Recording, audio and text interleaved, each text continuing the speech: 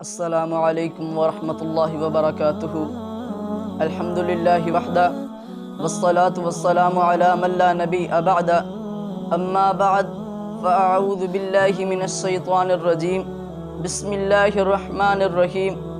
قال رسول اللہ صلی اللہ علیہ وسلم قل آمنت باللہ ثم استقم، کہہ دے میں اللہ پر ایمان لایا اور پھر اس پر استقامت اختیار کر۔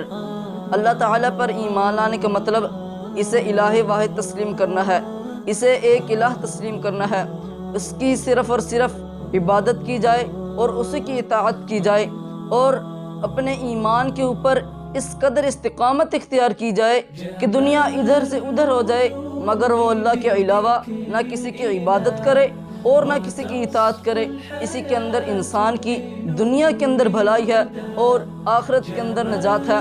اور جب انسان اس بات کو اپنے عقیدہ و عمل کی بنیاد بنا کر اس پر جم جاتا ہے، ڈٹ جاتا ہے اور اس سے سرم و انحراف نہیں کرتا، تو واللہ میرے بھائیو اسے کسی سے کچھ پوچھنے کی ضرورت پیش نہیں آتی، کیونکہ اس کا سفر صراط مستقیم پر جاری رہتا ہے، اس کا سفر سیدھے راستے پر گامزن رہتا ہے، کیونکہ وہ اللہ تعالیٰ کو محبوب ہو جاتا ہے۔